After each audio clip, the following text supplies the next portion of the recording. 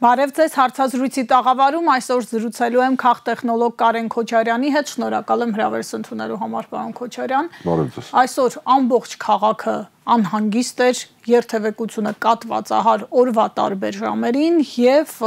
տարբեր բողոքի ակցիաներով մարդիկ այս կամ այն խնդրի շուրջ պարզաբանումներ, լուծումներ էին պահանջում իշխանությունից, սկսած բնակարան ձեռք բերած եւ կառուցապատողի հետ խնդիրներից, մինչեւ հարկային օրենսդրության փոփոխություն, տարբեր բնույթի հարցեր ԱԳՆ-ի առջև էլ արցախահայերն էին իրենց խնդիրներով, առհասարակ ինչ է կատարվում հանրապետությունում, դատելով այս ամենից խնդիրների բազմաբնույթ լինելուց, ոլորտների բազմազան լինելուց, որտեղ կան խնդիրներ ու բողոքների հաճախակիությունից, տպավորություն է, թե իրավիճակը թողնված է բարձի թողի։ Գիտեք, բարձի թողի է թողնված թե ոնց, ես կարծում եմ, որ ավելի շուտ դա գալիս է նրանից, ինչի մասին խոստովանեց հենց ինքը Նիկոլ Փաշինյանը, ասելով, որ տգետ են եւ կադրեր չունեն, եւ դա այդպես է, ու մարդիկ, տգետ մարդիկ դժվար թե կարողանան հարցեր լուծել։ Խոսքը գնում է բոլոր ձեր նշած եւ շատ ավելի շատ բնագավառների եւ ոլորտների մասին։ Չեն կարում այդ մարդիկ ոչ մի խնդիր լուծել, զորով չի, չեն կարողանում։ Չեն կարողանում միայն որովհետև տգետ են, թե չեն կարողանում, որովհետև նաև իրավիճակը դուրս է եկել իրենց վերահսկողությունից։ Հիշում եք Նիկոլ Փաշինյանը, երբ ընդդիմադիր էր, շատ հաճախ կրկնում էր, որ իշխանությունը չի տիրապետում իրավիճակին։ Հիմա ինքը տիրապետում է Նիկոլ Փաշինյանը այդ բառը ասել է միայն ապրիլ ամսին 18 թվականի, երբ իրավիճակը չի տիրապետում իշխանությունը իրավիճակին, ու այնպես չի, որ դա անընդհատ ինքը կրկնում էր։ Բայց խոսքը գնում է նրա մասին, որ այս իշխանությունը երբեք էլ որևէ խնդիր չի լուծել, որևէ խնդրեմ չի լուծել, այլ հարց է, որ վերջին, այս 5-7 տարիների ընթացքում ստացվել է այնպես, որ պարբերաբար ինչ-որ բան օբյեկտիվ իրենցից անկախ եկել է օգնության։ Խոսքը տնտեսության մասին է ավելի շատ, որովհետև հասկանալի է, որ անվտանգության եւ պետության մասով ոչ մի բան էլ օգնության չի եկել, իսկ տնտեսության մասով COVID հետո արդեն պատերազմ Ռուսաստանում ռելոկանտներ, մեծ հոսք Հայաստան, հետևաբար մեծ գումարների նաև ներհոսք Հայաստան, հետո դրանից հետո արդեն սանկցիաների հետևանքով այդ զուգահեռ իմպորտ-էքսպորտը, որը եւս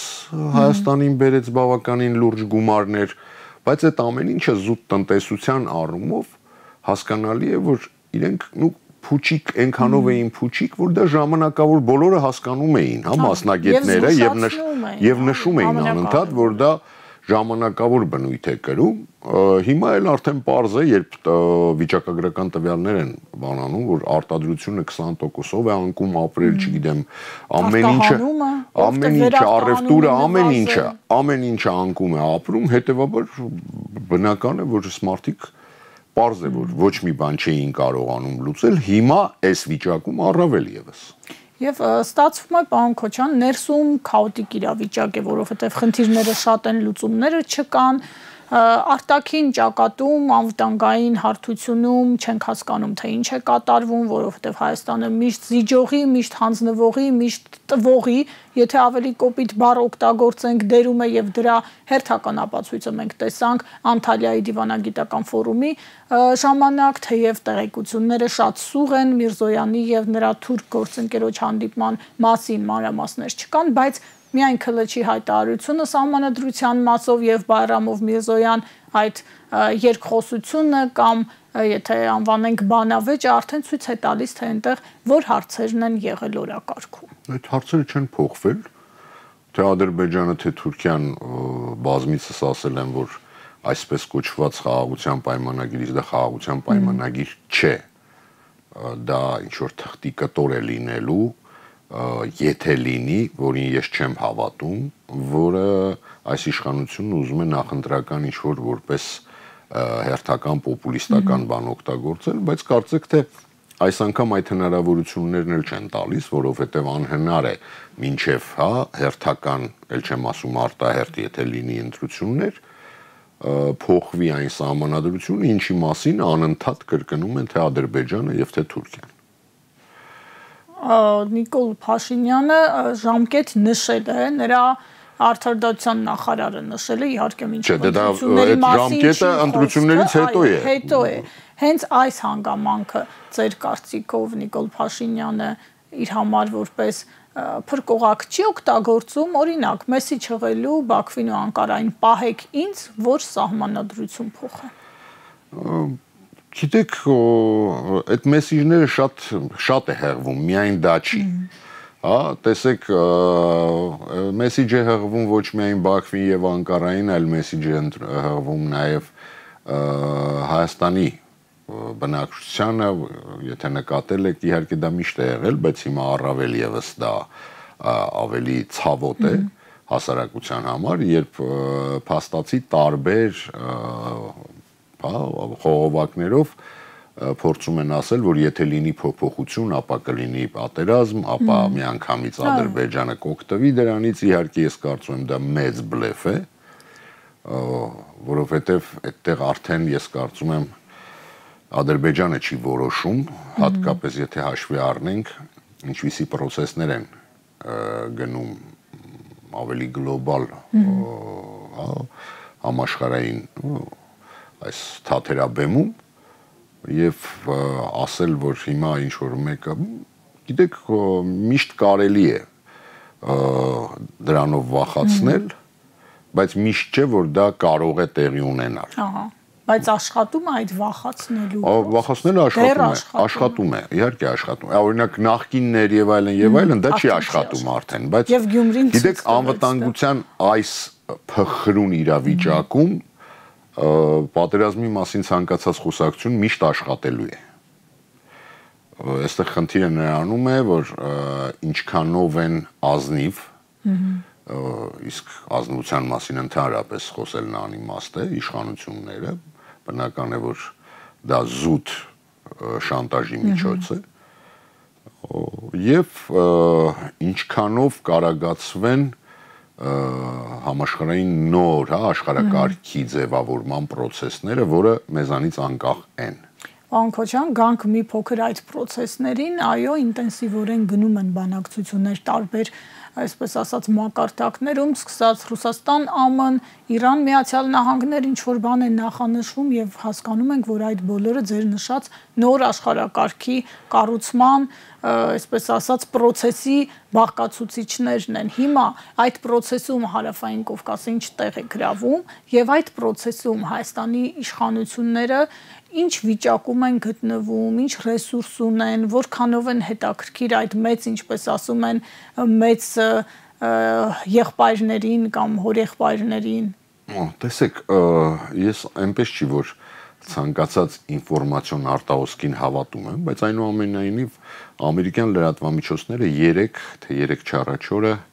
տվեցին մի քարտեզ, որտեղ նշված էր Ուկրաինայի բաժանումը։ Չէ, Ուկրաինայի բաժանումը դա առանձին է, դա մի քիչ ավելի շուտ էր։ Հետո դրեցին 3 երկրների ազդեցության գոտիներ այդ քարտեզով, Միացյալ Նահանգներ, Ռուսաստան, Չինաստան, որտեղ գոնե այդ հատվածում Հարավային Կովկասն էլ, Ուկրաինան էլ եւ ընդհանրապես այդ հատվածները տրված էր Ռուսաստանին։ Դա ամերիկյան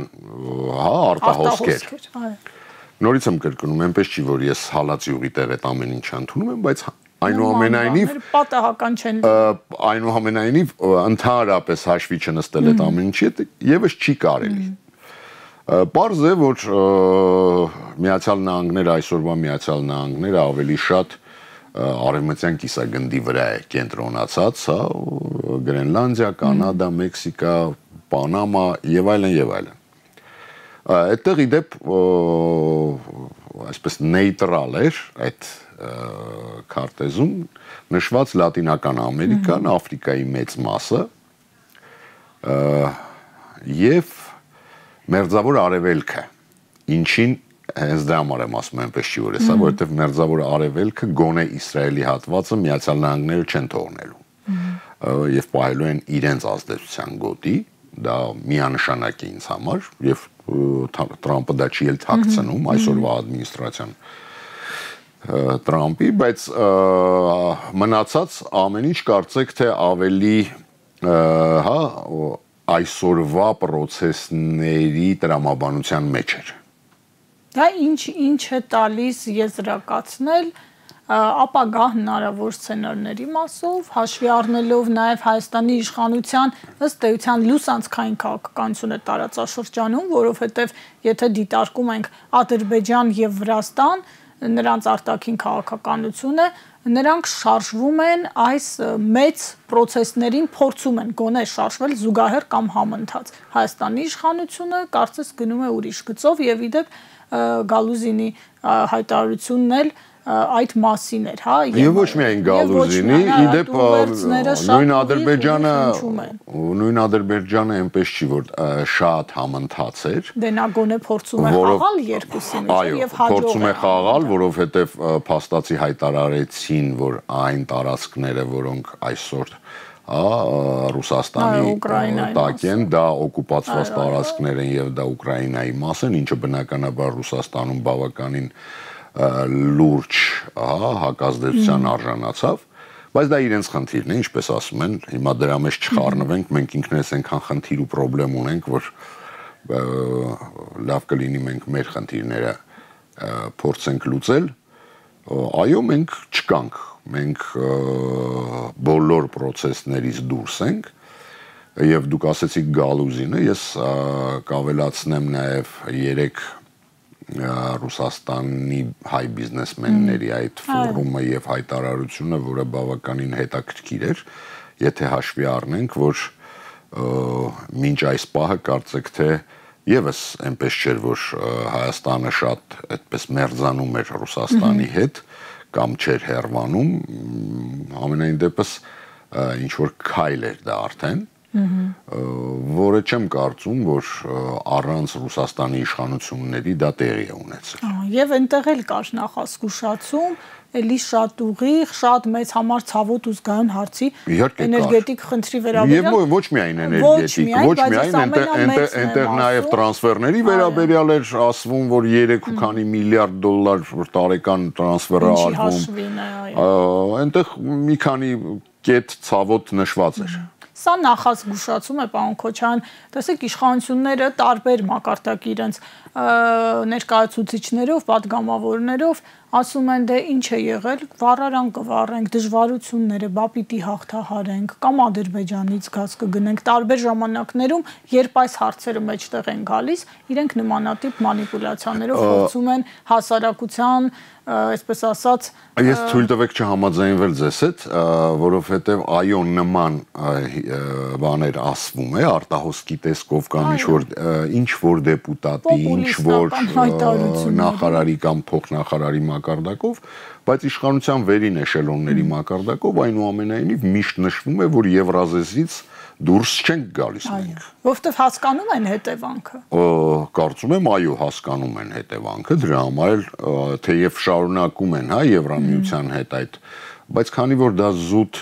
պոպուլիստական է եւ որևէ հա հիմք չկա տակը։ Չկա մենակ նրա համար, որ չի կարող պատահել այնպես, որ նման process-ները լինեն միակողմանի։ Իսկ սա փաստացի միակողմանի process է, Եվրոպայից որևէ ազդակ որևէ կերպ չի եկել։ Անկամ եթե նկատեցիք ամենապոպուլիստական, հա, այդ ամբողջ պատմության ամենապոպուլիստական հատվածը դա վիզաների ազատականացումն է, որտեղ հայտարարեցին, որ 5-6 տարուց շուտ դա չի լինի։ Ինչը եւս արդեն խնդրեմ է։ Դե խնդրեմ է այն առումով, որ որպես պոպուլիզմ չի կարող օգտագործվել նախընտրական շրջանում, այո։ Հետևաբար, պարոն Քոչարյան, ինչով է գնալու այս իշխանությունը ժողովրդին հերթական անգամ համոզելու, որովհետև չունի ոչ այդ եվրոպական գեղեցիկ փաթեթավորված կոնֆետը, չունի այսպես կոչված խաղաղության օրակարգում, գոնե մի հաջողության մասին հիշեցնող մի ազդակ, որովհետև բոլոր ազդակները Բաքվից հակառակի մասին են, ինչ է ասելու նախկիններն էլ արձանագրեցինք, որ արդեն չի հետաքրքրում մարդկանց, չի աշխատում եւ դրա ցուցիչը երևի Գյումրիում թիմ ընտրություններն էին։ Այստեղ մի քանի տարբերակ կա, ինչը փորձում են հիմա, հա, տարբեր ձևերով եւ ինչի փորձը արվեց կարծում եմ առաջին անգամ Մեղրիում, երբ հակադրեցին երևանցիներին, հա, ջուր խմող կամ ջուր օգտագործող երևանցիներին Մեղրիի հետ։ Փորձելու են հակադրել այդպես տարբեր, ոնց որ ժամանակին հակադրում էին ղարաբաղցիներ, հայաստանցիներ, հիմա արդեն ավելի լոկալ բաներով են փորձելու հակադրել, ինչը սկսվեց կարծեք թե Գյումրիում, որ ինչ գործ ունեն երևանցիները, հա, այստեղ հարցեր լուծում, Մեղրիում դա շապ։ Չգիտեմ կաշխատի դա թե ոչ, կարծում եմ դժվար թե աշխատի։ Այսինքն ոճը չի փոխել Փաշինյանը։ Չէ, ոնց կարող է փոխել։ Ոնց կարող է փոխել։ Եվ մեկ էլ պետք է փորձեն, հա, այն ինչ որ դուք սկսեցիք մեր հաղորդումը, որ խնդիրները քաղաքում, ասֆալտ են անում, այ մենք ասֆալտ ենք արել, այ ինչ որ sense մանր մուներ անիմաստ բաներով պետք է փորձեն, որովհետև ուրիշ ոչինչ չունեն ասելու։ Եվ մեր զրույցներում, պարոն Քոչյան, դուք մշտապես, երբ խոսք է գնում Հայաստանում փոփոխությունների մասին, դուք շեշտում եք արտաքին կոնսենսուսը, դրա կարևորությունը առնվազն։ Հիմա այս փուլում, այս վերափոխումների ժամանակներում, նոր աշխարհակարգի ձևավորման ժամանակներում, այդ կոնսենսուսը ինչ է կարծում, կա այս իշխանության մասով, որովհետև նաև տեսնում ենք ու տեղեկություններ են ստացվում, որ Փաշինյանը փորձում է ամեն դեպքում մինչև վերջ չայրել կամուրջները Մոսկվայի հետ, մասնակցելու է մայիսյան տոնակատարություններին, այնտեղ միգուցե ինչ որ խոստումներ կա։ Լուկաշենկոյի կողքին նստելու։ Այո, նորից Պուտինին, չնայած որ նրա հետ չի խոսում եւ նրա վարած միջոցառումներն էլ բոյկոտում է, ինչ է անում, ձգտում է ամեն դեպքում փորձել ստանալ Մոսկվայի, այսպես ասած, հավանությունը ապագա process-ների համար ու դա ամենակարևորը հաջողվելու է այս անգամ։ Չեմ կարող ասել, ես չեմ կարող դա ասել, ժամանակը ցույց կտա։ Կարծում եմ, դուք ասում եք կա կոնսենսուս, ես առայժմ չեմ տեսնում կա կոնսենսուս փոխել Հայաստանում իշխանություն, բայց որ այս իշխանությունը արդեն չունի այն տերերը, ինչը ուներ մինչև 25 թվականի հունվարի 20-ը, հա, մինչև Տրամպի գալը, դա փաստ է եւ դա երևում է, շատ պարզ է երևում, հա, Միացյալ Նահանգների ադմինիստրացիան ընդհանրապես թքած ունի ամեն ինչի վրա, ու առավել եւս Հայաստանի։ Նրանք ընդամենը դեսպանատան մակարդակով զգուշացնում են, որ եթե բարեկամ ունեք այնտեղ, հա, ասեք թող հետ գան, ասեք թող հետ գան, որոնք անօրինական են գտնվում, իսկ այդպիսիներ ես կարծում եմ շատ են։ Գումարած նաև Ռուսաստանը անընդհատ արդեն ֆիքսեցինք, որ նշում է այդ Եվրամիության հետ խաղերը եւ ինչ հետևանքներ կունենան Գալուզինի, Լավրովի, չգիտեմ, Միշուստինի, Պեսկովի տարբեր ներկայացուցիչների մակարդակով, այդ թվում նաև արդեն հայ բիզնեսմենների։ Եվրոպան, գիտեք, Եվրոպայի խնդիրները հիմա այնքան շատ են, երբ պարզվեց, որ օրինակ իրենք պետք է շատ մեծացնեն իրենց պաշտպանության ծախսերը, երբ պարզվեց, որ Միացյալ Նահանգները ընդհանրապես ասում են դուք ինչու պետք է ես պահեմ այս n կամ ես վճարեմ այս սրա համար։ Մենք հավասարաչափ անդամներ ենք, հավասարաչափ կվճարենք։ Այսինքն ինչպես ՆԱՏՕ-ի նիդանաս։ Բնականաբար այս իրավիճակում, հա, Ֆրանսիայի, Գերմանիայի նման երկրները, որոնք կարելի է համարել, որ Եվրոպայի լիդերներն են, այնուամենայնիվ գոնե վերջին 40-50 տարիների կտրվածքով, կամ Եվրամիության շարժիչ ուժերն էին այդ երկու երկրները, իրենք արդեն այնպիսի խնդիրների մեջ են, որ Հայաստան, Վրաստան, Ադրբեջան իրենց հետաքրքրում է այնքանով, ինչքանով օրինակ Ադրբեջանից կարող են գնել նավթ կամ գազ։ Եվ Շտայնմայերն էլ շնորհակալություն է հայտնում Բաքվուն։ Միայն այդքանով կարող է հետաքրքրել, ոչ ավելի։ Այսինքն Հայաստանը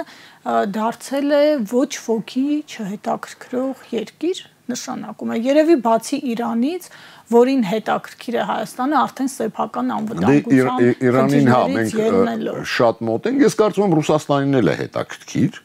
եւ Ռուսաստանը իր բոլոր խնդիրներով հանդերձ, իսկ Ռուսաստանի խնդիրներն էլ քիչ չեն, այնուամենայնիվ միշտ փորձել է ձեռքը պուլսի վրա պահել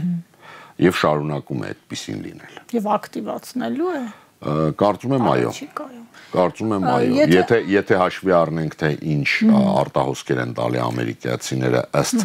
ազդեցության գոտիների, իսկ ազդեցության գոտին հարավային Կովկասը ըստ այդ արտահոսքի լրիվ Ռուսաստանի բանով էր, ենթադրում եմ, որ այո։ Եթե ամփոփենք, պարոն Քոչյան, կարող ենք ասել, որ Փաշինյանի գործերը իսկապես լավ չեն։ Գլոբալ եւ ներսում եւ դրսում ու նաեւ թիմում, որովհետեւ սա էլ է խնդիր, այնտեղ են process-ներ տեղի ունենում, որոնք երևի ինչ-որ բան հուշում են։ Թիմի պրոբլեմները հենց գալիս է այդ ընդհանուր պրոբլեմներից, որովհետև ցանկացած թիմում հատկապես իշխանական, երբ զգում են, որ լիդերը չի տիրապետում արդեն եւ չի կարողանում, խնդիրներ լուծել,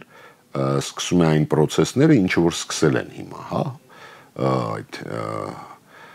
տարբեր թևեր, կլաններ, արտահոսքեր մեկը մյուսի վրա, նմանատիպ բաներ, ինչպիսին մանդատ դնելներ հայտնի Գյումրիի պատմություններից հետո, որից հետո շատ ակտիվացավ այլ դեպուտատների մասին, էթիկայի հանձնաժողով, լրագրողի նկատմամբ, ասենք, ես երբեք չեմ տեսել, որ ես հասկանում եմ, որ Անդրանիկ Քոչյանի ցինիզմը սահման չունի, բայց այնպես չի, որ Անդրանիկ Քոչյանը միակն է։ Գոնե չի թքել։ Ես թքելուց չեմ տեսել, որ նման իշխանական բանում նման աժիոտաժ առաջանա եւ պահանջեն էթիկայի հանձնաժողով եւ այլն եւ այլն։ Հակոբ Արշակյանը կամ հարվածել է եւ շատ է եղել, այնպես չի, որ սա ամենասարսափելին էր, որ նման ռեակցիա առաջացրեց հենց ներսում իրենց։ Այսինքն այդ խժդժությունները, իրար տակ փորելը, այս ամեն ինչը դա գալիս է ընդհանուր խնդիրից։ Նիկոլ Փաշինյանը այլևս, այսպես ասած, անվերապահ հեղինակություն չէ թիմում կամ գոնե կասկածի տակ է դրված նրա այդպիսին լինելը, այսպես ձևակերպել։ Եթե անգամ բարձրած չի դեռ բարձրաձայնվում, այո, դա այդպես է։ Դա իր համար ինչ է նշանակում, պարոն Քոչյան, հաշվի առնելով նաև այն արտաքին գործոնները, որոնց մասին մենք խոսեցինք։ Ու ներողություն նաև այն ինքնախոստովանությունը, որ նա անում է կառավարության նիստերին, այ մենք 7 տարի է նույն դասարանում ենք, դրա համար է ամեն ինչ այսքան վատ։ Գիտեք, ես կարծում եմ պարզապես իսկ ինչ պետք է անի։ Ինքը նորից եմ կրկնում, փորձելու է տարբեր բաներով, չգիտեմ, հեծանիվներով, մեկը մյուսի հատվածները լոկալ Հայաստանի իրար դեմ տրամադրելով, կրթելով, տգետ լինելով հանդերձ, փորձելով ավելի շուտ կրթել, իհարկե այդտեղ ես զարմանում եմ այն մարդկանց վրա, այդ ինքնասիրության խնդիր է, ով շատ լավ հասկանում է, որ